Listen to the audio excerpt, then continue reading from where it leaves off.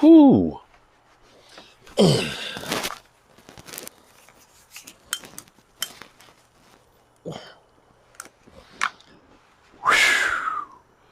What's up, good people? Mark Holmes here, and as always, I want to say thank you all for watching, commenting, subscribing, and being part of the Joe Boo Sports Report. Without you guys, as well as you ladies, you know that this literally does not work. Hope everybody's had a great Thirsty Thursday, and our Cowboys get back-to-back 12-plus win seasons for the first time since the last Super Bowl era. The last time we did this, we were winning Super Bowls. I know what's going to happen. I would say tomorrow, but it's almost 1 o'clock right now. By the time we got everything cleaned up and everybody gone and stuff, it's late. And I got to get up in the morning and get down the road and finish off this place so the tenant can move in this weekend. So I'll be up in about 5 hours, but it's all good because, you know, I am blessed. Blessed to have a job, blessed to have work to do, blessed to have YouTube and all of you great fans and so on. So here we are with the Cowboys. We know tomorrow they're going to be killing the Cowboys. How could the Cowboys play it against these blank to blanks, play so badly? Last I checked, I think the line was 10 points, and then it moved up to 13 and a half points. Cowboys covered. They scored 14. The funny thing is, 14 more. Funny thing is the Cowboys still, having turned over the ball too many times, still scored 27 points. I believe the worst game that we've had since Dak's come back offensively is like 24 points. We are still averaging over 30 points a game since Dak came back. And overall in the season, I think we're averaging somewhere around 28.8. In case you didn't know it, that's pretty good. I think that's third in the NFL. We'll see how things wash out this weekend. And I'm not going to apologize for the Dallas Cowboys getting another win. I know the haters out there, yeah, this team against the playoffs. Now, I'm going to say this. The Cowboys winning 27-13. Are we saying that win is worse than the Eagles 17-16 against the Colts? Are we going to say that this win for the Cowboys is worse than the win the Bears had 25-20 over the Bears? Mind you, Jalen Hurts threw 2 picks there. 2 picks in that game. So you don't always have great games. Now, when I say this, I know people are going to say, you're just making excuses. Excuse me. Making excuses for a win? Okay. Understand, Saturday night's Christmas Eve game was about the most physical, emotional game of the season. That game was, we have to put our foot in the ground and beat our rival. Flat out. You play that game on Saturday night, and you have to follow it up on a short week on the road, going and playing on a sloppy field in Tennessee where it had poured. How many Thursday night games have we seen this year that were precision games? All of those games have been ass. Let's be clear here. The thing that's discouraging for me is the amount of guys that we saw off the field. And, as much as we've talked smack about Biadasz, Biadasz's high ankle sprain is not good. That hit that DeMarcus Lawrence took was kind of awkward, and it was like, oh shit, is he okay? Dak Prescott, it looked like he twisted his knee in there and kind of shook it off. Seeing Hooker and Jaron Kearse both nicked up in the secondary. Couple of things about this team.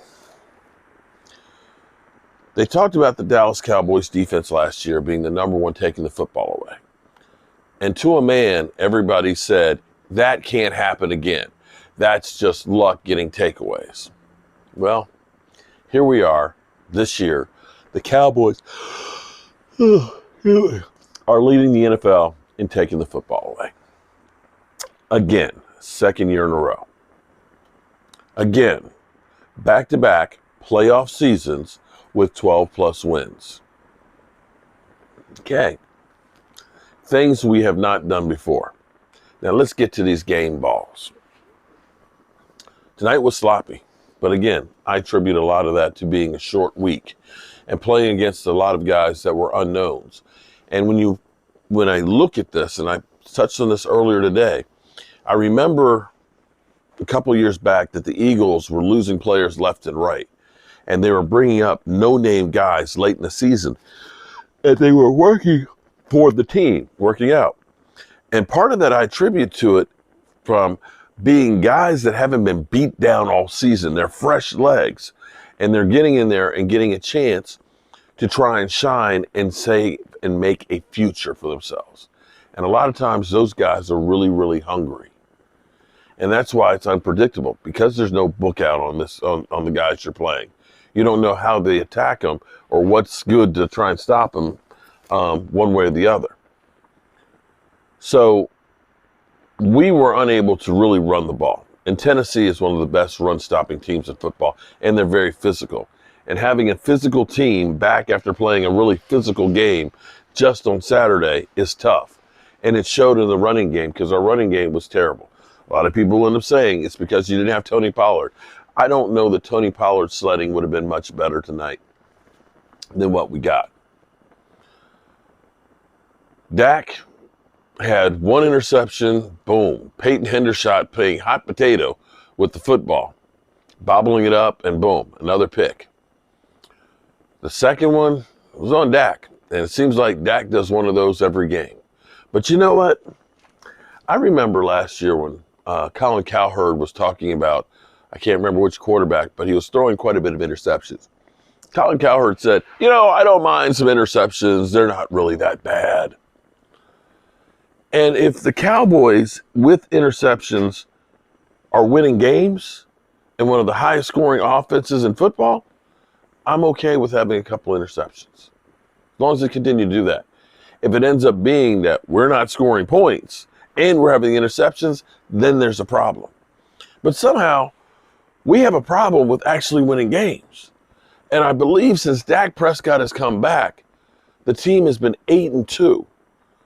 And some of those victories are the Eagles, the team with the best record in football, the Minnesota Vikings, which is the second best record in the NFC, against the Giants, against the Commanders, two teams that are scheduled to be in the playoffs, against Tennessee, which this week could become a playoff team, and a loss to Jacksonville, which could be a playoff team.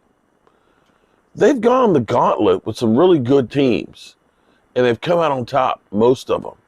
And I dare say even the Green Bay Packers are rising right now and are not out of the playoff conversation. So for Dak to be the only thing that's working, because the running game wasn't working, the offensive line was terrible. By the time we ended up losing Biotish, we ended up putting Tyler Smith at guard. We took Connor McGovern at center, and then put Jason Peters at tackle. Although I think Jason Peters right now is playing better tackle than Tyler Smith, and it might end up being better that way all the way around. But the offensive line had some issues there protecting Dak. Dak was running for his life and having to move around. But I got to give him a quarterback who shakes off interceptions, forgets about them, and keeps on slinging it. And had it not for him being able to sling it, his team loses. There was no running game. And as much as people say, why are you passing the ball and not running it? Because on first down, every time we ran it, we get no yards or we lose a yard, and it's 2nd and 10 or 2nd and 11. So you got to give one to the quarterback. CeeDee Lamb. CD is on a tear this last half of the season. Has another 100-yard game. And a guy who we as Cowboy fans question him whether or not he could be a number one, he's a number one. He is truly a number one. Damn, my wrist. He gets a game. Let me just hold it in my other hand. Because, damn, I can't grip it with this one. He gets a game ball.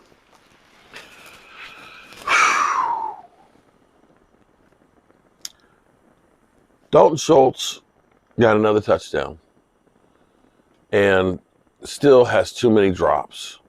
Noah Brown is in there, and Noah Brown gives you everything, but he has to be one of the most has the most drops of some of the players in the NFL. Love the guy, but he's got to do better. I will say that T.Y. Hilton has, I think, 4 catches or so, but he's giving you a glimpse of what his capabilities are. He can move in traffic, and he can catch the ball in traffic. And you got to look at it and say, him going forward and having him is going to be a major bonus on this team going into the playoffs. So you got to give one to T.Y. And collectively, our tight ends did a good job together. I'm not going to say we have a dominant tight end, but when you put them all together, with the exception of Peyton Hendershot's hot potato interception, collectively, we have a tight end that's really, really good. Defensively, you got to say Micah Parsons with a club on his hand. We don't know what exactly happened with Micah Parsons, but he's literally got that immobilized. Him getting that fumble and taking the football away, I got to do a print of Micah Parsons with the club on his hand carrying the football. That shit was crazy. He was back to putting pressure on the quarterback, did not get the sacks, but he is in there fast and heavy, so you know Micah Parsons always gets one. And the defense overall held the team to 13 points. The offense put them in some bad positions on quite a few occasions with the turnovers. They held and did not break. So you have to give the defense a game ball as well. Now, the concern, of course, is we got a lot of injuries tonight, a lot of guys that are nicked up. But the good thing is they can rest tomorrow. They can rest Saturday. They can rest Sunday and watch the Eagles have to take on the New Orleans Saints, a team that is fighting for a playoff spot. And one final thing before I get out of here. Shady McCoy tweeting out the first half of the game. Dak Prescott or Kirk Cousins. Well, considering that they played each other head-to-head this year, and Dak Prescott put a 40-burger on Kirk Cousins' defense, and Kirk Cousins' response was 3 points. The fact that Dak Prescott, I believe, is 8-1 head-to-head going against Kirk Cousins, I think I'll stick with Dak Prescott on that one. I think I'll just stick on that one.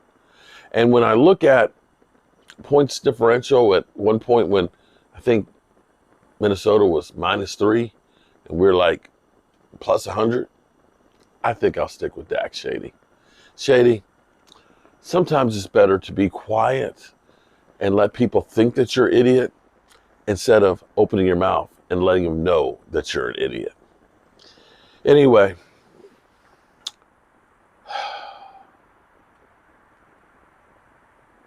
in closing, I always say, tell the people you love them, because you might not get the chance again. And tonight before the show, we found out that E2 Blue's father passed away. And it seems like on a daily basis, somebody I know is losing somebody that they love. I say this because I have regrets of losing my brother and not spending the time with him that I should have. And I don't want that feeling to be one that anybody else has to have. So tell the people you love them before it's too late, because you might not get the chance again. And I love you guys. Shout out to everybody who